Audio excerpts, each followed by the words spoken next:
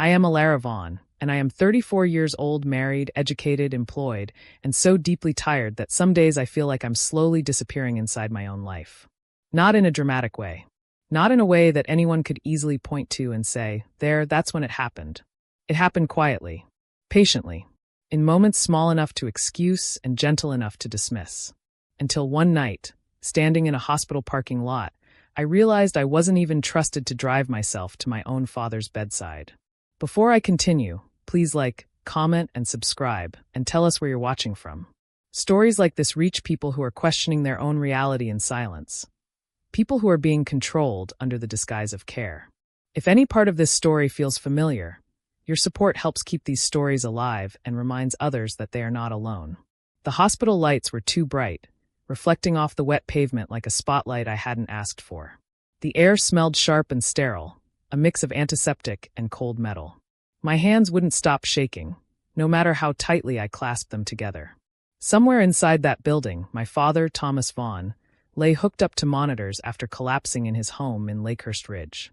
He had always been strong, dependable, the kind of man who fixed broken hinges instead of calling a repairman.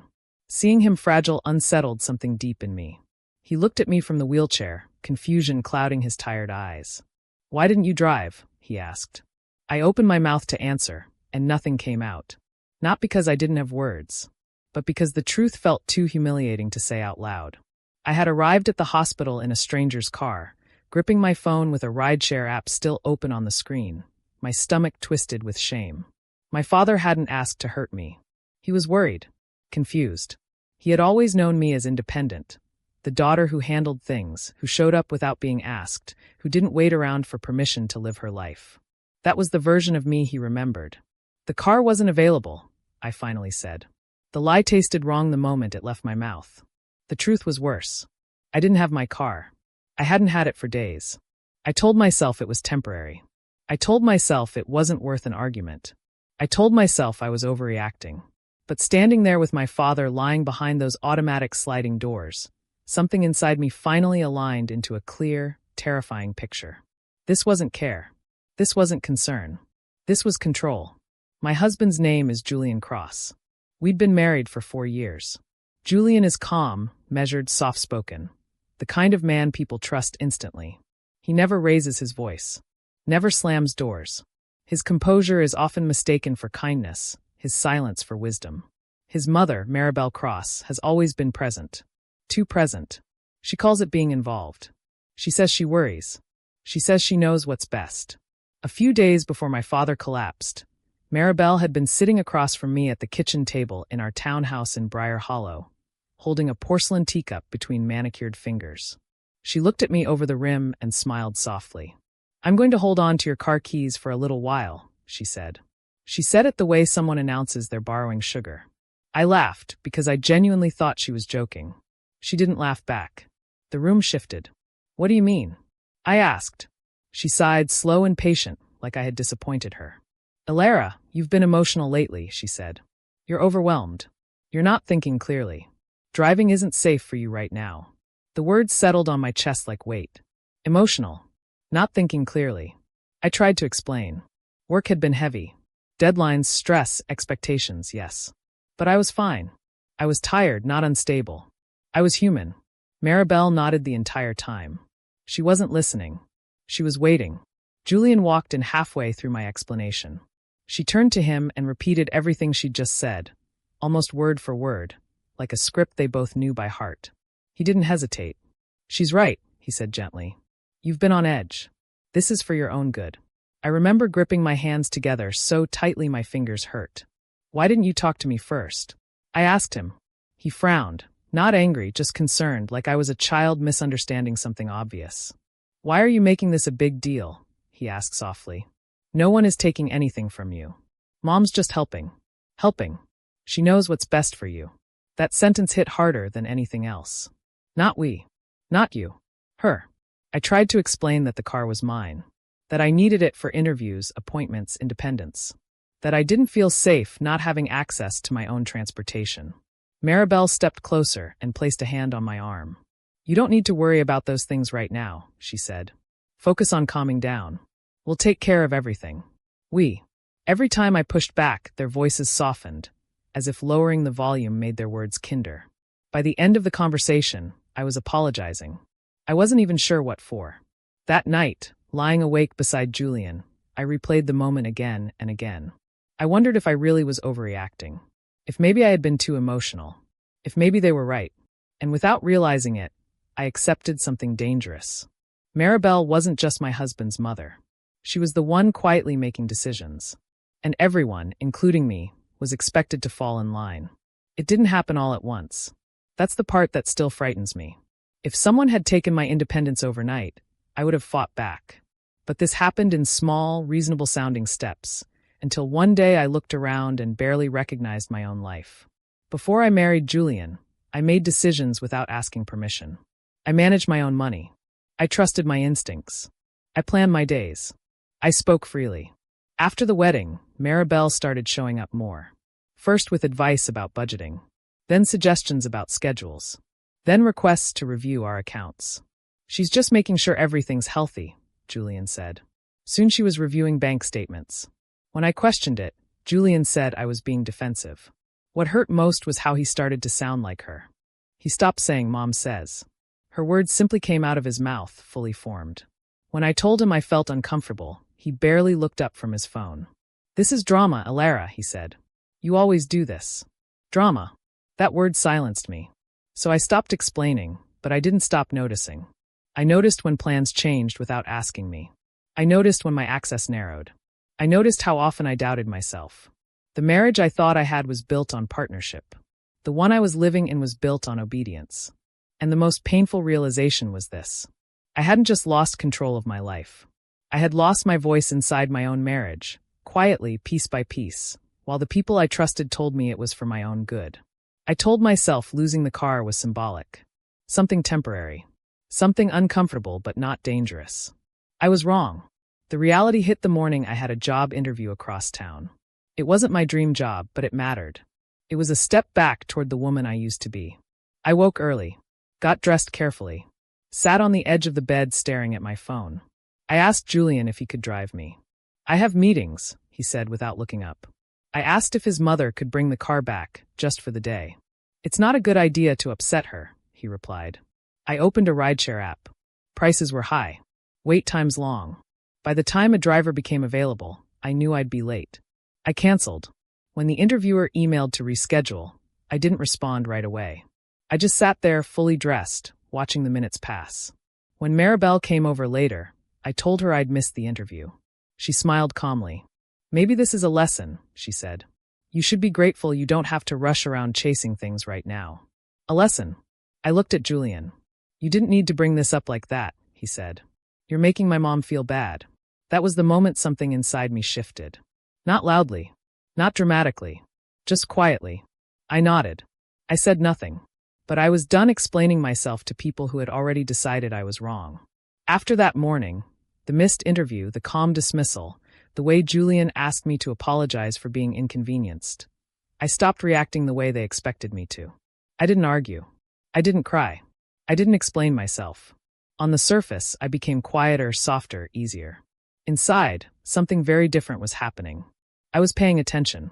Control thrives on reaction, on emotion, on defense. Once I stopped providing those things, the house felt different. Quieter. Like a stage after the audience has left, the performers still speaking their lines, unaware no one was listening anymore. Maribel mistook my silence for acceptance. "You seem much calmer lately," she said one afternoon, smiling with visible satisfaction. "I told Julian you just needed time." Julian believed her. He relaxed. He stopped watching me closely. He stopped questioning where I was going when I left the house on foot. He assumed I had finally understood my place. That assumption became their mistake. I began with the smallest things, things no one notices when they're confident they've already won. I memorized bus routes. I saved cash. I stopped sharing details. At night, while Julian slept beside me, his breathing steady and unbothered, I lay awake thinking. Not emotionally. Strategically. I replayed conversations from months back, seeing patterns I hadn't recognized before. Moments where decisions were framed as concern. Where boundaries were crossed under the banner of family. I started writing things down, not digitally, not anywhere traceable. I kept a small notebook hidden inside an old coat I rarely wore. Dates, words, amounts, repeated phrases, patterns. I wasn't angry. I was alert. The discovery happened by accident, which somehow made it worse. I wasn't snooping. I wasn't searching for proof. I was simply trying to print a utility bill when I noticed a folder open on Julian's laptop. The name stopped me cold. Maribel. At first, I told myself to close it, to respect privacy, to trust. That old instinct, to protect the people who hadn't protected me, rose automatically. But something tightened in my chest. I clicked. What I saw didn't make sense at first. Documents, spreadsheets, transfers, account numbers. Some familiar, some not. My name appeared on multiple files, but the signatures didn't feel like mine. The amounts weren't round. They were specific, deliberate. I scrolled slowly, my hands growing cold. Transfers leaving my account shortly after my paychecks arrived. Small amounts at first. Easy to miss. Then larger ones. Each one passed briefly through Julian's account before moving into another account tied to Maribel. I sat there for a long time. The room felt smaller, quieter, like the world had stepped back and said, "Now you see." This wasn't concern. This wasn't protection. This was structure. I checked dates. Patterns emerged. Every time I questioned spending. Every time I talked about independence. Every time Maribel had suggested I slow down. If I controlled my money, I controlled my choices. And if I controlled my choices, she lost power. That was the truth. I didn't cry. I didn't confront anyone. I didn't even close the laptop right away. I started copying files. Statements. Emails. Records. Anything that showed a trail. I sent them to a new email account I created quietly that same night. Then I deleted the sent history. I learned where documents were stored. How deep it went. How long it had been happening. Each discovery hurt, but it also sharpened something inside me. The betrayal stopped feeling emotional. It became calculated. I thought about every time Maribel had called me irresponsible. Every time Julian had told me not to worry about money. Every time access was limited for my own good. They weren't protecting me from stress. They were protecting a system that depended on my compliance. That night, I lay in bed beside Julian and listened to him breathe. I wondered if he had ever felt guilty, or if loyalty to his mother had always mattered more than honesty with his wife. I didn't feel weak anymore. I felt clear. Now I understood why my independence frightened Maribel so much. It wasn't because I was unstable. It was because I was dangerous to her control. Once I saw that, there was no going back. I didn't confront Julian in anger. I waited. I chose a night when Maribel wasn't around. When the house felt neutral. Quiet. I needed to see his reaction without her influence shaping it. I sat across from him at the dining table. "I found something I don't understand," I said calmly. I showed him the documents, the transfers, the accounts. I watched his face carefully. I expected shock, confusion, fear. None of that came. He leaned back in his chair and exhaled slowly, like I had finally caught up to a conversation he'd been having for years. "You're looking at it the wrong way," he said. That was the moment my heart fully hardened, not in pain, but in clarity. How is taking money without my consent the right way? I asked. He rubbed his hands together, avoiding my eyes. "You get overwhelmed," he said. "You always have. This way things were managed. You didn't have to carry everything alone." I reminded him I never asked to be relieved of responsibility. That it was my money. My life. He shook his head gently. "You were never meant to handle everything by yourself," he said. "That's not how this works. Mom understands that. She's just doing what you couldn't." Something went very quiet inside me. I wasn't speaking to a partner. I was speaking to someone who had already decided I was incapable, and had no intention of seeing me any other way. "Why didn't you tell me?" I asked. "Why let me believe I was losing my mind?" He looked uncomfortable, but not remorseful. "It was easier," he said. "You would have fought it." That was the truth. Not love. Not protection. Convenience. I nodded as he spoke, but I wasn't listening anymore. I was watching how easily he justified it. Watching how natural it felt for him to talk about my life as something that needed managing. By the time he finished explaining, the marriage I thought I was defending was already gone. Not legally. Not publicly. But internally, completely. I didn't cry. I didn't argue. I didn't try to convince him he was wrong. There was nothing left to say. That night, I lay beside him and felt nothing. No anger. No fear. Just distance. A clean, quiet separation that didn't need permission or paperwork to exist. The marriage didn't end that day on paper. But emotionally, it was over.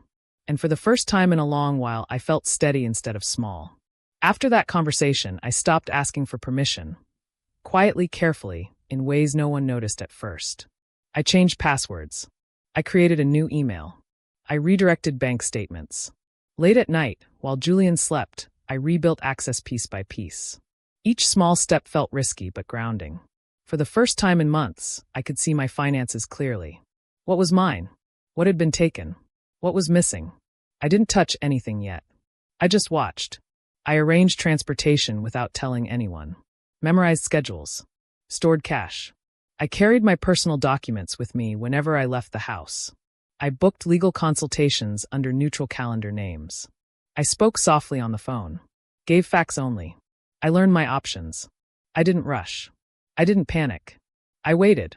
Maribel noticed the change, but misunderstood it. She praised my calm. My compliance. My lack of resistance. Julian believed I had finally accepted things. They grew comfortable. Careless. Control requires attention to survive. Once they believed they had it completely, they stopped protecting it. That was when the balance shifted.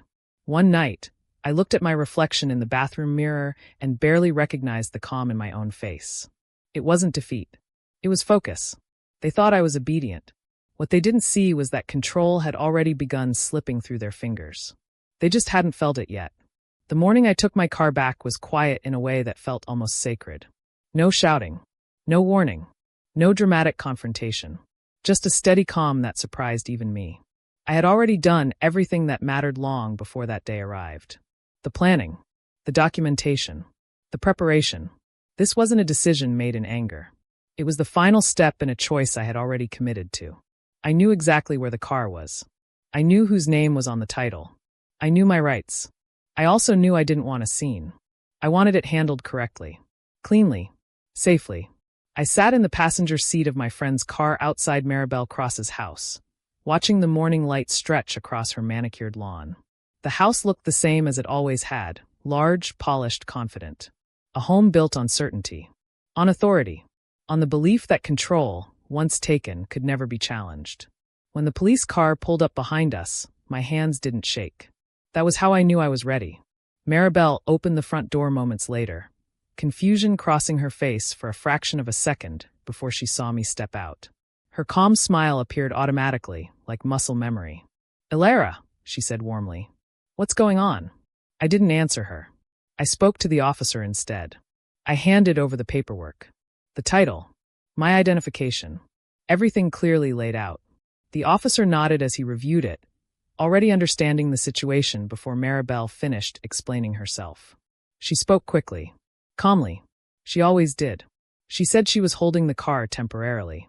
She said it was for my safety. She said there must be a misunderstanding. The officer listened politely. Then he told her none of that mattered. The car belonged to me. That was the moment her mask cracked.